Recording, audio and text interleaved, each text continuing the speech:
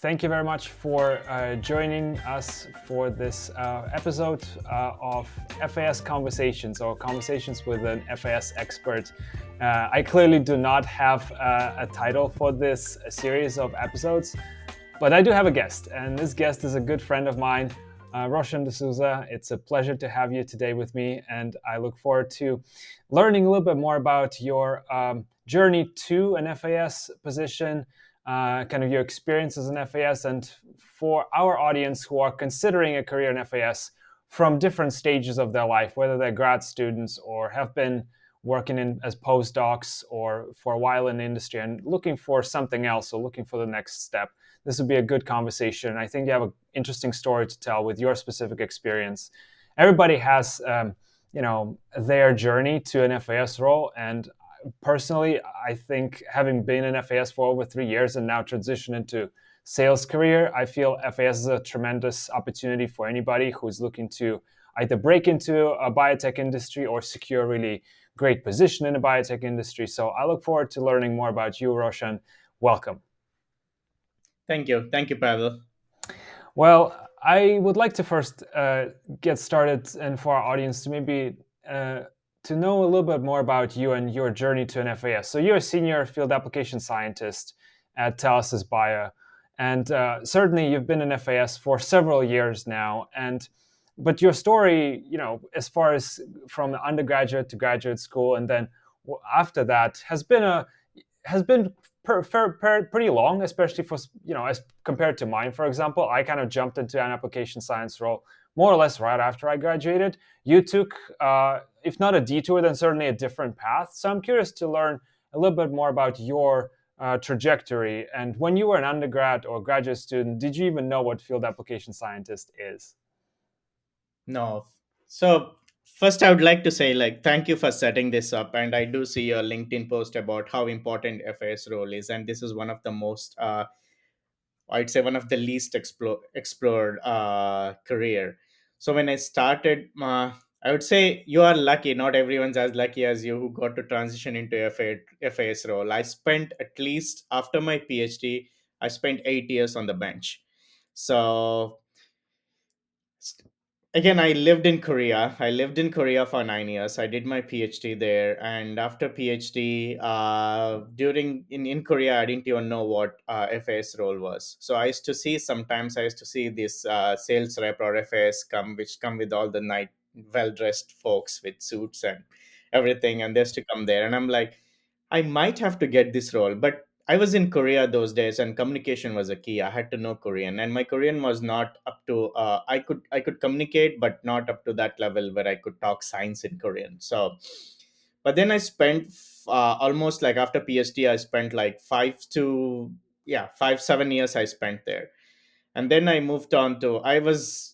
I love doing science. I love doing bench work, and then I published papers. All I was doing publishing papers, and I worked on NGS, antimicrobial resistance. Then I moved to Craig Venter Institute, and I spent 3 years. It was one of the best place I worked in Craig Venter Institute. They were working on human. They were big into genomics and next generation sequencing. I was working on a phage, bacteriophage engineering. It was a DoD project, and spent almost 3 years out there. But then I realized I need to do something different. And then again, I would say I was not very passionate about writing grants or papers and stuff. I did write paper, and after that I'm like, I love talking to people, and maybe you should make this as your career basically. I wouldn't say I was a great communicator, but I've loved talking to people. And then, yeah, if you think about grammar, my grammar is not good, but if you can communicate, that's more than enough. That's where I was in that place. I'm like, I love talking to people, and I thought I should explore this field. And then I got a position in LGC Biosearch. The company is based in Alexandria, Minnesota. So I went there. I spent almost 2.5 years. After that, I moved to Telesis Bio. So it's been almost more than 3 years. I've been an FAS, and it's a wonderful journey. It's interesting to hear that it took you a little while to get to the point where you became an FAS. You had a a career as a scientist across, as your postdoc, then research as like a wrap, essentially, right? And then move to a staff scientist position at Craig Venter. And of course, that's kind of a classic example of, some scientists take a long time to figure out what they want and what's their next step. But what was the moment when you said, like, this is just not it anymore? I don't think I can do another. I can lift another pipette and just do another experiment, because FAS is very much about communication and less about doing the science itself. So, what was your sort of defining moment, and how did FAS kind of come onto your radar at that point? I thought I would say there was a point where I recognized myself as a more of a technician than a scientist, to come up with your own ideas, your own grants. So I always believed, if you're a scientist, you need to have your own ideas, you need to come up with your own ideas and grants. But then I reached that phase that no, I need to do something different. I've been on and but one way I think about it, all this experience I gained, being on bench for almost 7 8 years, that helped me moved into FAS role, because now when I look at these positions, I have the basic knowledge, or the technical knowledge which is needed for FAS position. But I spent my time, and I'm like, again, for me as an immigrant, and I came on H1B here, and then it's not very easy, especially if I'm talking about anyone want to transition within US. If you had the same situation like me 5 years ago, uh, I've given lots of interviews, and I used to talk to people, and like, oh, you have a good, your CV looks good. Do you need sponsorship? I'm like, yes, and then like boom, Yeah. that's where it used to happen. But then that took me a long time. One of the reason it took me a long time to move into FAS career, again, from academia to industry, it does take, that was one of hurdle I had to pass through. Yeah, again, as I realized, I'm like, I need to do something valuable where I can really help people. And I've wrote paper, and I've, like, it was a basic science research, but I'm like, no, I love talking to people. I need to be on the field, talk to people, and help them in real time. So that So was a time I, yeah. yeah, it's interesting you say that, like the helping of people. As scientists, we typically, even though we kind of can extrapolate that our inventions or experiments may have a real world application, we're oftentimes kind of sort of secluded in our own lab in the middle of an experiment, and you don't get that immediacy of somebody saying thank you for what you do. Is that something that kind of like you really felt like you needed some kind of satisfaction or like more or less instant gratification? Because that certainly was for me. Like, I felt like I'm not, getting enough. Absolutely.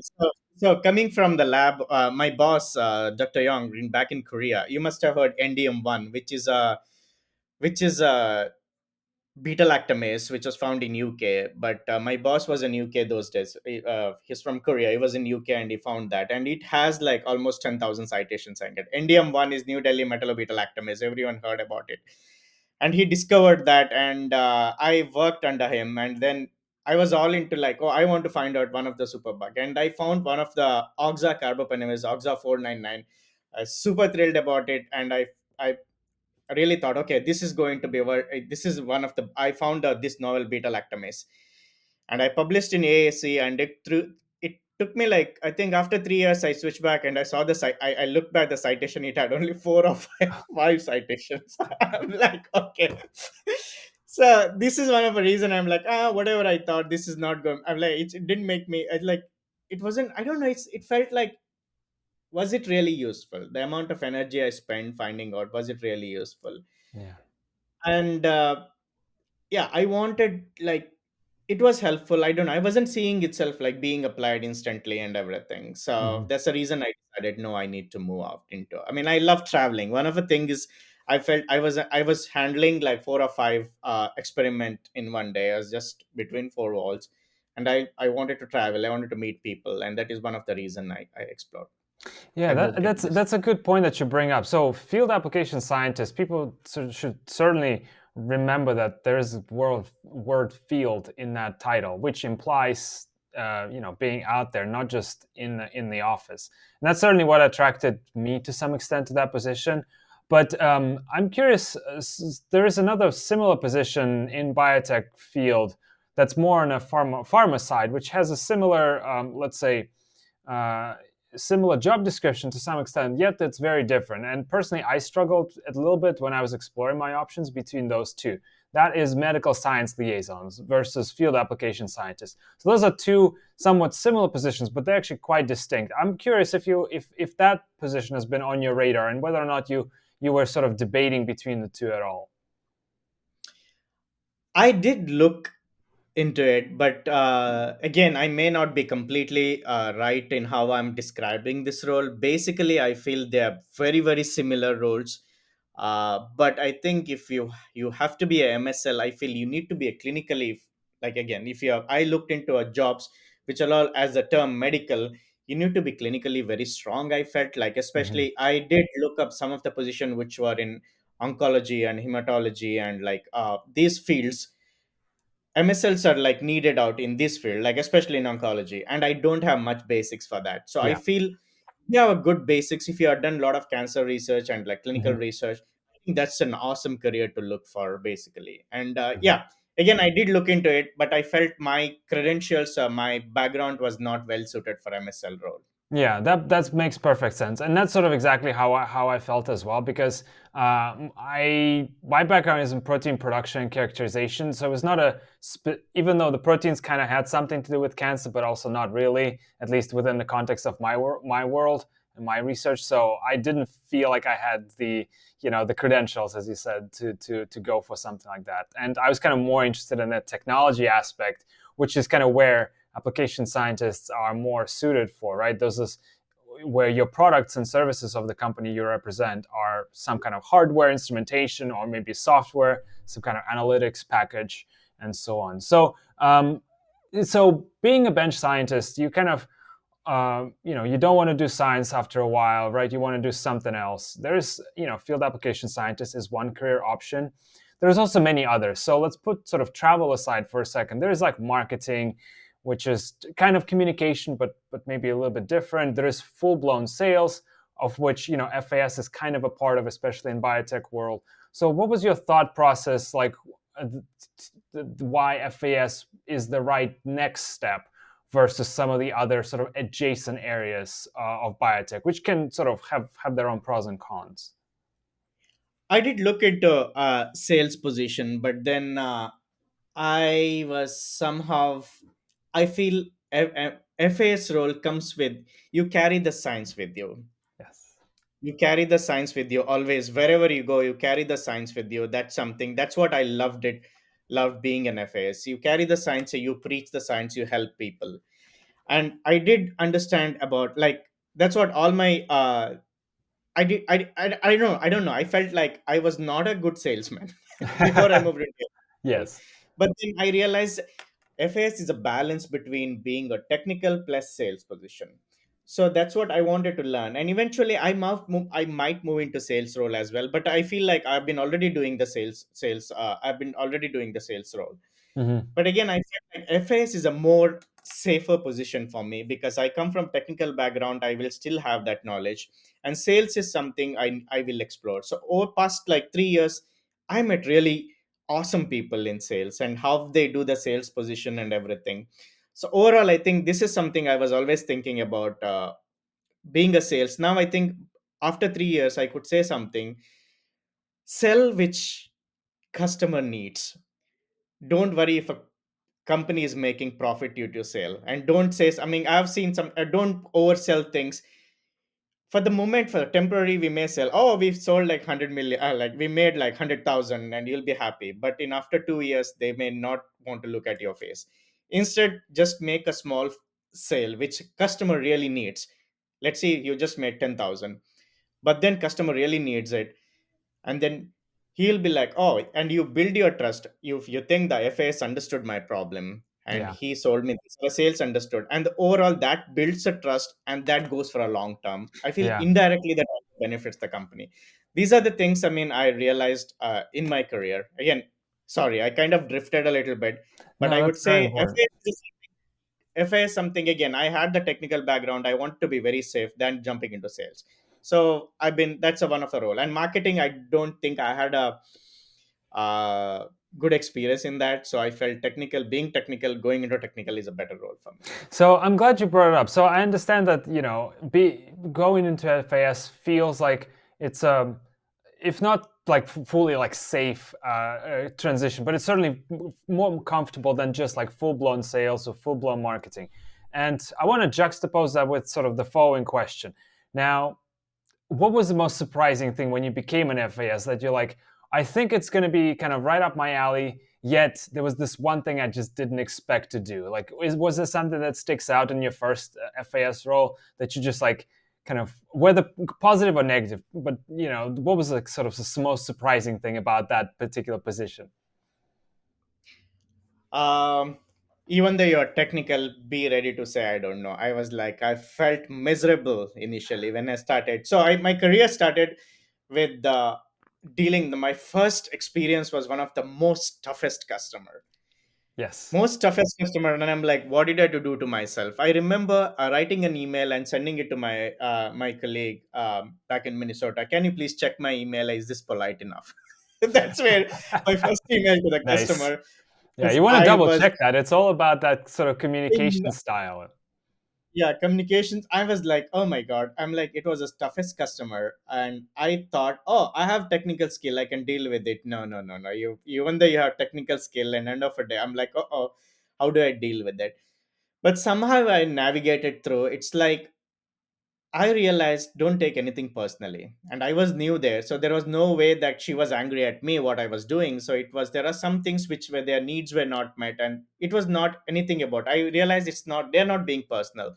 So I told him, I really don't know the answer about it, but I'll be your FS. I'll be your point of contact. I'll help you through it. That's what I told. And that calmed her down. And I made sure every 3 days, even though I didn't know anything, I'm looking for the solution. I'll get back to you. And that is the one which brought her down. She's one of the good customers. I mean, that customer is still a good friend of me. So basically, Oh, that's one of the things. that's amazing. Again, it's you will know that the best shocking thing is like, even though you have technical background, but you be ready to say, no, I don't know about it. I Yeah, don't know that's nothing so about that's so important. Sort of coming back to your earlier point about integrity and kind of humility. Yeah, it's you got to know when you got to maintain that level of integrity and say like, yeah, this is not something I can answer right now, but let me take a look at that and really know how to navigate that situation where customer may expect sort of immediate feedback on their question, but you, if you maybe just getting started, especially it's okay to say no, but it's important to kind of to follow up on that and really build that relationship. And customers do genuinely value that. I can certainly attest to that as well. It's been over and over again where when first like 30 to 90 days, you're just getting started. There's so much to know about the technology that you're now going to be representing.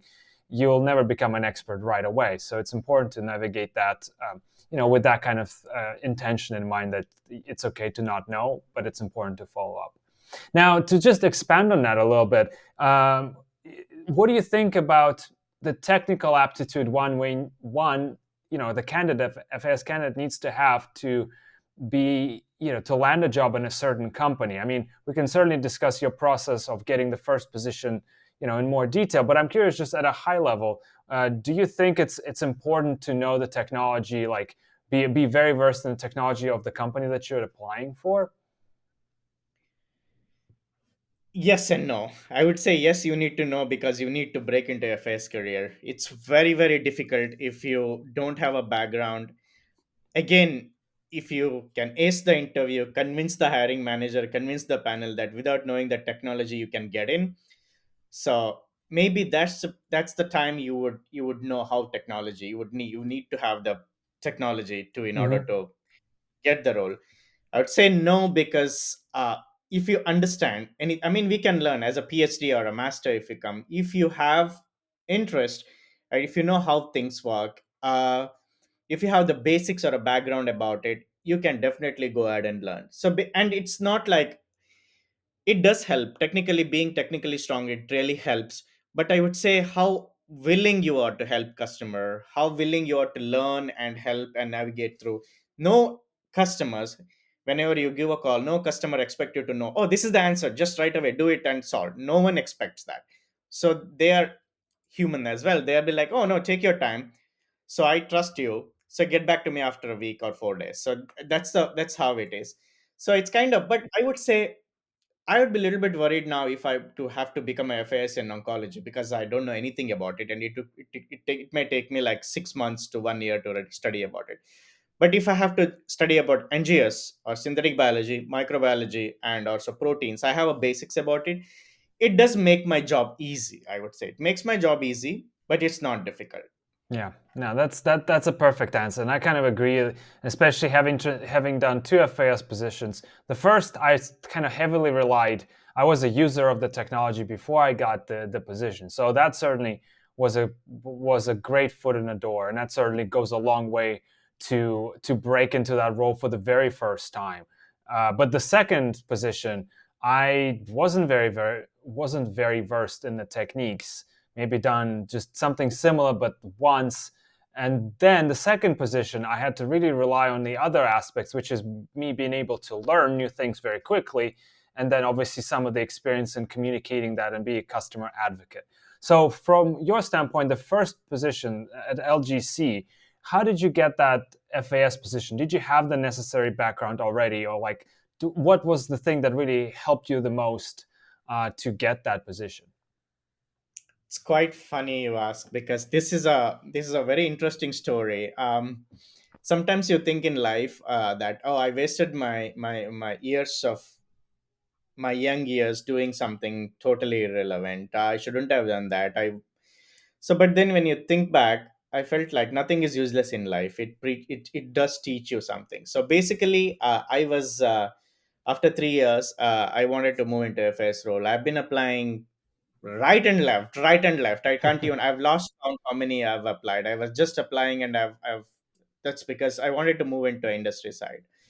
So I was applying everywhere, and then LGC BioTech and Becky. So she one of the awesome manager I had, and I'm still in touch with her. So Becky reached out. She's like, "Oh, thank you for applying. Would you like to I'd like to speak to you," and everything. So it was about high throughput sequence screening. It was a bioautomation ag genomics. You can see it's an entirely different field. I didn't know anything about bioautomation, but I had a little bit basics about PCR, qPCR. I mean, every scientist would have knowledge on Yeah. PCR, qPCR. But again, you need to sell you're better at PCR. How will you sell you're better at PCR? Because everyone knows PCR. So, but it was a bioautomation high throughput screening. And then the only I was luckily my application was picked up because I kind of leveraged my background, because I from India. I lived in Korea and I moved to US. So I just tried to prove that I've been in so many. That was, I think, one of the strengths, I could say. I've lived in many places without knowing knowledge. I went to Korea and I learned the language and culture, food, everything. So that was one of the strengths. Other thing is, I worked in call center back in India. Right after I finished my uh, undergrad, I worked in a call center. The shift, it used to start at evening 7 and morning 5 or 6. It used to get over, Wow. and I used to help American customers. So I was helping internet troubleshooting. This is a company called spcglobal.net, so it was my client. So customers who cannot get to connected to internet, and DSL broadband was new those days. Wow. They just switched from modem, the dial up, to broadband those days in 2005. And then I used to get calls and I used to help them. And it was a graveyard shift. I decided, no, I need to go back to studies, and I did my master's, PhD, and everything. So I was just telling Oh, them. what a great story, by the way, already. And then it seems I got the position and everything. I was just thinking, because my boss and my colleagues told, out of 260 application, they picked my application. I was pretty surprised. Wow, Wow. that's an achievement. So I was just asking them, how did you pick my application? And the reason they said was, not because of your technology, not because of your paper or skill. We think that if you can survive and you can go through all American like whatever experience with Americans, if you can sail through that 1 year with all American rudeness and everything, you will definitely make it in your life. And we need Wow. this guy. So they That's thought. amazing. Wow, what a great story. That's I that's was that's always awesome. telling my friends like, oh, I wasted my 1 year being in call center, but no, the FA's role. Actually, I got this role because of that. that position. That's such an interesting story, and there's a great learning point there, which I totally subscribe to. That nothing happens without a reason, and a lot of things reveal themselves years later. Like the classic kind of sort of similar story to that is I. My first FAS role I got because I had some experience in with the technology, but that technology that I used wasn't in my PhD. It was like actually before that. It was during undergrad for 3 months. I had a short internship. I used the instruments and I was like, okay, that was the end of it. And I didn't touch them, didn't do anything. And then 4 years later, I was able to get the job in a company that sold those instruments. So you never know. And the other point I really wanted to just double down on, especially for international students, of which I was one, and certainly you were as well. It's very that experience of living and working in different countries, it's such an asset because it demonstrates your resilience. And frankly, that what gives international students, international candidates, sort of a leg up over somebody who's like just from a town in America, because they've only lived there their entire life. They can't really leverage the same sort of skill set of communicating across different like language barriers or cultural barriers and so on. We get that. We understand what it's like. We've been on that side, and frankly, a lot of scientists are also international, students or scholars. So it also helps you as a candidate to demonstrate that you can, maybe meet somebody who is also from India or who is from Russia or from other countries, and that is certainly something to demonstrate and to really showcase whenever you apply. So I'm glad you brought it up because I completely, I've kind of forgot about that, but that's an extremely important point as well. So, and maybe during that interview process, certainly there may have been some, you mentioned that they basically said like, if you can do this, you can be a great FAS. But what was there some kind of hesitations on their part in terms of some of the things that didn't quite fit the bill? I know you mentioned technology aspects. It was some part of that, and can you expand on that a little bit? Yeah, I think there was an hesitation because it was a bioautomation company. It was a technology which I haven't really tried before, but it's again, I did my little bit of research. It's like you just try to see how you fit in, basically, how you Mhm. fit in. It's not really difficult. So that's where I tried to, before going for the interview, I tried to see how you fit in there. And they asked me, do you have any engineering background? Do you know how to? Like, no, but I love fixing things.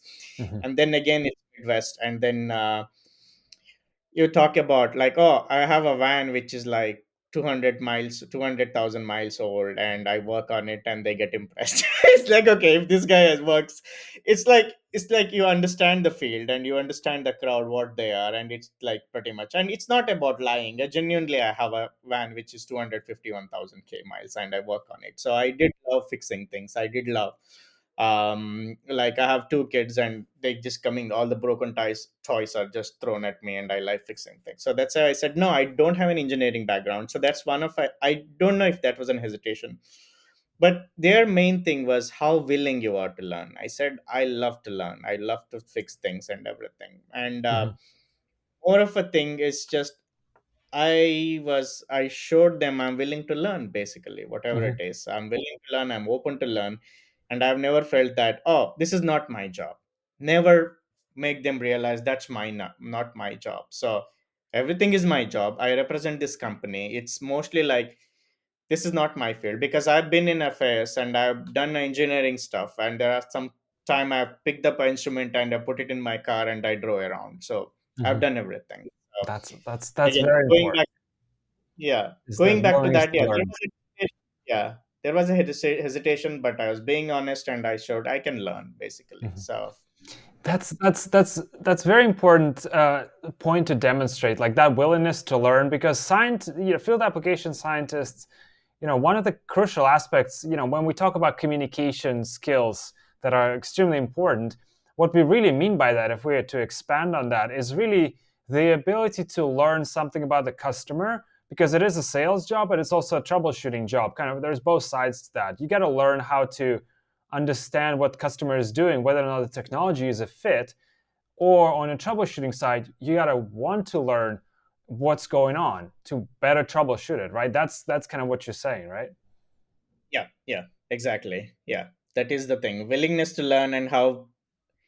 And I never yeah, it was like I never lied on anything, but I was just being very honest. And there were some questions were thrown at me, and I said, I'm really sorry, I have no idea what it is. So it's like some of they asked, oh, do you know about human genomics? Have you worked on, can you talk about your experience on human genetics or human genome sequencing? I said, there is nothing to talk about because I have done nothing. And yet But you still over the, managed to get it, to get the job. I still It's managed to very get it. important.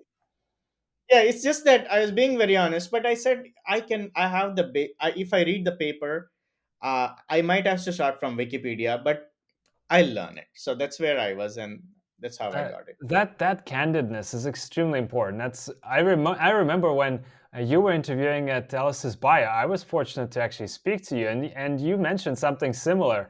Now that I'm thinking about it, yeah, you're like, I don't know this, but I will learn. I bet you, I bet I will. So, and I was like, this guy, for sure, like he's very honest, and it's extremely important to maintain that integrity because that's what builds that trust with customers, which is extremely important. Now, you became an FAS again, as we mentioned, after kind of a long journey from the grad school. Now, certainly, again, what I was saying earlier, that wasn't a journey for me. But to you, kind of, it's fair to ask questions because people may want to change jobs, a lot later in life potentially, right? For different reasons. Now, would you say is it even a true statement to say it's too late for person X to become an FAS? I mean, certainly, I don't think it was the case for you, but what would you say to somebody who is maybe hesitant to transition to an FAS after being a staff scientist or after being a postdoc in several different places for a long time? Say if you really want to be an FAS, this is the right time. This is the right time. Uh, it's like your question is like, how do they make up their mind to move a FAS position, right? Yeah, Or it's is sort this of a, how to overcome the hesitation that this is the right choice for them, especially if they've been doing something for a very long time. They could be kind of fed up as well, but they're kind of still not sure to whether or not they want to take that leap of faith. I think little bit of internal reflection. What do you want? So pretty much, what do you want? Just think about how many years, what has happened in your life. So basically, like yeah, if you're truly interested in academia, if you really want to write grants, if you want to become professor, if you think if you have it in you, it's good for you. But I think I realized over the year, again I said like eight. It's like 8 years. I realized I don't have it in me. I don't have it in me. I loved science. I was getting excited. I got these results and everything. But as I realized, I just thought about what after 10 years after now. Actually, I could picture myself just being a staff scientist even after 10 years Yeah. because I didn't have that what it takes to be a professor because I need to write a grant and everything. But I just picturize myself after 15 years. I just picturize myself just to be a staff scientist. I'm not saying it's a bad thing. It's not a bad thing. But again, overall, we need to all want. Everyone wants to like to grow in their field. And I realized, okay, I'm just going to be in this field. I'm just going to be this experiment. Going to do experiment. Mhm. What do I need to do? So that is the time I decided I need to move into a FAS position. Again, as I said previously, I love to talk to people. I'd like to travel. These are the things. And I'd like to meet new people and be among the people. I'm like, okay, no, I think this is a time I need to. Mhm. That was my breaking point. I need to look for FAS position. That's such a perfect answer. Now, between industry and academia, kind of obviously since you made that transition, and a lot of scientists ultimately have to make that this sort of this leap of faith. I certainly had done that as well. I mean, what do you think is different from the mindset? Like, what do you need to be aware of when you're transitioning from, let's say, more academic lifestyle, if you will, to an industry lifestyle? What are some of the things in your mindset that you need to change? First things come to mind is something to do with business. Do you need business skills to thrive in biotech world? Business skills, I think, I don't think it's 100%. You see, if you're starting as an FAS, I would say don't think about business. Don't think about you need to save the company. Yeah. Don't. You don't have to save the company, you'd have to save yourself. You have to learn. Yes. But probably down the line, maybe 2 years, 3 years, once you understand the business, maybe that's the time. But the main difference with academia is like, you all you have to I mean, probably you think about, you need to impress your PI, or you need to get the results, because you're pretty much on a funding. Even it's in if you're working on industry postdoc or industry scientist, you have this funding, you're on to discover something like a product, you need to write a paper or anything. And that's pretty much here. But as an FAS, one thing we should always realize, we are carrying the company. It's a brand name. Either it's LGC BioSearch or it's Telesis Bio. You are carrying the company with you. So you are always representing a company.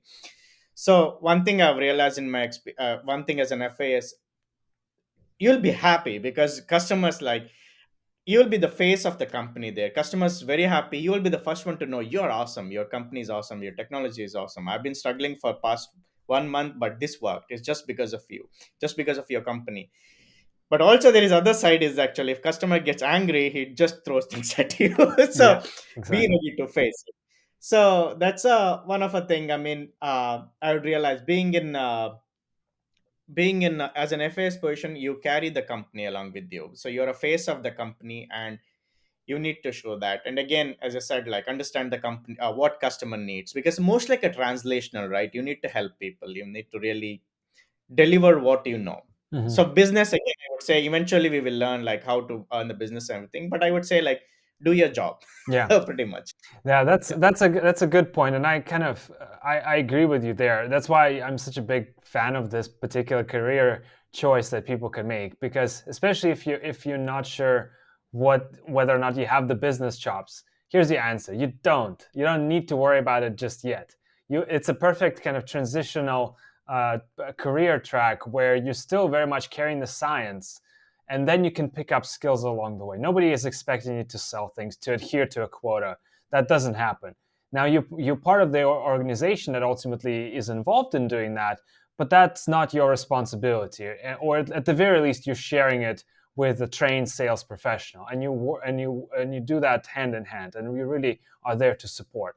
And that's why to me it's been a really great transition, I think, for you, Roshan, as well. Now, something that's important to bring up, especially 20 coming off of 2023, and a lot of scientists who are in academia are very hesitant to jump into the biotech industry. And that is the funding, its insecurities, layoffs. Certainly, very few companies have been immune to trials and tribulations, especially last year and also early this year as well. So what do you think is the right answer to somebody who is hesitating because of that, especially maybe also if they have family and kids obligations? Is biotech technology industry still fundamentally something to consider as a good choice, and how does FAS career specifically fit into that in the context of sort of this insecurity that some companies may face when the market conditions are very turbulent? I would say FS, if you're scared about it, I would say FS is one of the most stable positions I have seen, because again, if the sales is really doing well, they'll think, oh, we don't need sales because we have enough brand value, let's just take it off the sales team. Yep. So they may take it. Or if there is a good product and they think, oh, we are sustaining this product for another 100 years, 200 years, this product is it's going to be good and there are no competitors, they may take off the scientists or R&D team here, marketing. But in FAs, always needed if company goes to a bad phase or a good phase, because there need to be a person who kind of like takes the message between back and forth, like customers facing this difficulty, the feedback, he's giving the feedback, you need to channelize through, you need to tell the R&D team, marketing team and everything, your leadership is doing that. And the leadership says, hey, we are introducing a new kit, we are doing some changes, we are doing this, some new offers, you need to channelize, you need to like pass the message. So you're a bridge between customer and your company. And then, as far as I have seen, FAS roles are one of the least affected roles. So that's why I feel confident, because again, I'm not. I've taken enough risks in my life. I've been in like I've just overnight I packed my bag and let's go to Korea, and then, hey, let's go to US, and I've been like that, and I I'm could very relate. impulsive. I borrowed money from my friend. I bought a car where I didn't know how to drive properly. So I've taken enough risks. But now I have two kids and I have to think about it. I mean, that scares me as well, to be honest. I'm worried about stability. That's something which is top priority for me. But along the lines, I feel if you are thinking about FAS role, it's one of the safest position because that's the least affected. Yeah. You will be there in the company. No matter other teams might be like get laid off, you'll be there in the company. That's what I can say. Yeah, I couldn't agree more. That's been my experience as well. And I'll add to that sort of one of the sort of more practical reasons why FAS is also very stable is because it takes a long time to train an application scientist to be really good at their, at their job, to become, to make them an expert in the technology. And then also in parallel to that, they are establishing those deep connections with the clients, and they are typically also one of the first people that the clients interact with. So it's a double-edged sword from the safety standpoint in a good way, because you just invested so much time and resources into those professionals, and now they also established themselves as the face of the company to your customers. So you also can't afford to you just basically can't afford to fire them, especially even if the times are hard. There's many other auxiliary, and I shouldn't say auxiliary, but there's many other roles in the company that will be most likely on a chopping block, and that's obviously unfortunate. But for people who are considering what careers are out there that are most secure in the biotech industry, FAS certainly, for me, and I think for you, Roshan, come at the top of the mind. Yep. Yep. Right. So one of the last questions I have for you, and that's kind of, you got the position of FAS, and now, and for people who are in the process of in the grind of applying as you have, as I have, to those positions, trying to look up ahead and imagine themselves in their in those shoes as a FAS professional. What is a day in a life? What do they have to look forward to? And sort of maybe some of the skills they may want to practice up in the process of applying. Like, what is something that can really help them on day one or day 100? And what is some of the great things about being an FAS in your daily life? So, is it great thing about being an FAS, or what are before being an FAS? What can you? I think it's really the day in the life of FAS. What are some of the highlights of things that you get to do, so people can have a mental image of what they can look forward to, but also recognize what is it that they may need to brush up on, like maybe some of the communication skills or whatever they need to ultimately make that reality of becoming an FAS. I mean, it is something. Uh, of course, it helps if you are good at communication. If you are good at communication, that's something brushing up that would help.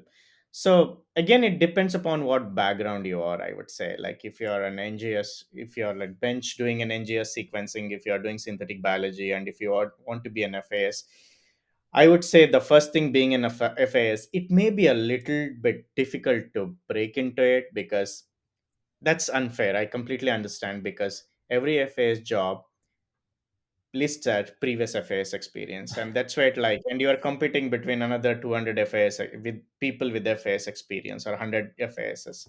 So it's unfair. But the thing is, I would say don't give up. Don't give up.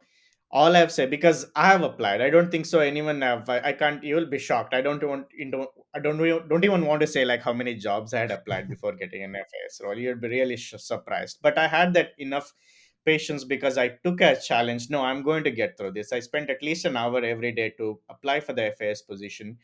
And again, these are the things I would say. It's like. I'm not getting that right word actually. It's Toastmaster. If you Mhm. ever Yeah, heard yeah, about yeah, yeah. it, brilliant thing to get in.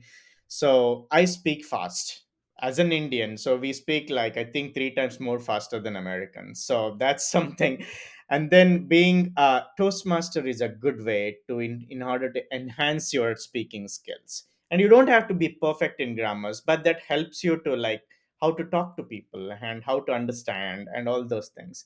And then every day in FAS, being an FAS is like, I would say, you get calls, either like you get to travel, you have customers, you don't have to like bury yourself like months to they get understanding things, like what is their issue, and it's depending upon customers. Like my day starts with, oh, are you having that issue, you'd like to come on site, so I go on site, and I live in Boston area, luckily, thank god, I don't have to drive at morning peak hours and come back at 5 o'clock, so I'll make sure all my meetings are after 10 o'clock and before 3 o'clock, so that I can avoid that. One of the best perks of being an FAS, you don't have to travel in traffic. It's less, you have very flexibility. Yeah, That's the first thing it comes being an FAS, there is a flexibility. There's always a flexibility because company trusts you, you can do whatever, I mean, it's up to you to carry the responsibility and deliver. And there is always a flexibility how you plan your day, yeah, so which doesn't come being on a bench, you have to be on that specific time, you have to go out. yeah. I I'm love that sorry, have example you? actually. Mhm. Yeah, yeah. Now, I think I just wanted to really emphasize that flexibility, by the way, is comes with its own sort of challenges, if you will, where you have to manage your time very wisely. But at the same time, it still allows you to, you know, potentially have time for your family, if for your personal time, better than just being tied to a lab when you have to maybe run into the lab on a Saturday to take care of your cells or whatever else that you need to do as a scientist. So that's something that people can really look forward to as an FAS. And at that interaction, if you crave interactions with other people, that's another something that I would just add is if you come to a point where you don't get enough enjoyment out of doing the science, yet you get more enjoyment of talking about science. That's something else you will get a lot more Yes. of as an FAS, and that's something to really look forward to. I certainly looked forward to that myself, just because I wasn't very good at some of the experiments. I was very burnt and experienced lots of failures. So talking about science and not experiencing some of the failures myself and just helping others solve those problems is one of the things I looked forward to the most of being an FAS. Awesome. Well, thank you so much for joining me, Roshan. I really appreciate your insights today. It's been an honor to learn more about your process of becoming an FAS and your experience, excelling at this role. I mean, this is exciting time to join biotech industry. And any last words from you to aspiring FAS professionals? Keep trying, don't give up. I'd say I know it is difficult, but I don't think so. It was as difficult as how much time it took me to get that role. And if you need help, please reach out to any FASs. And I don't think so. As far as I know, FASs are usually people's. They're like they're very friendly because of we have interaction. And if we are not friendly, I don't think so. This wouldn't be a right job for you. I Hmm. think say 99%, and most FASs are really friendly. So if you have doubts, reach out to any FSS. Or if you are applying for some position, let's say you have some bigger company, there is a position, you can reach out to their FS and say, "Hi, I'm trying to get this position. Do you help me?" Most of the time, FSs are willing to help you because they understand the pain and they would like to talk to you and everything. So interaction, that's how. Keep trying, keep applying. Just go. I mean, it's all about building network, and that's where I think you can break in. And it's an amazing field. I mean, yeah, food and also travel, and if you love staying in hotels. Yeah, I Things. can attest to that. Yeah. Yeah. I mean, like I'm not saying you don't have a personal life. I have two kids, and I have enough personal life. I mean, I'm happy with this role. Yeah. And thank you, Pavel. It was Thank you. really a pleasure talking to you, and I hope. And again, I said I really appreciate you taking this topic, not well explored role, but I hope we'll have more and more FSS in future. Thank you. Thank you very much. If you like this video, like and subscribe and leave a comment with your favorite questions that I can ask to our next guest. And thank you so much for joining us. I'll see you next time.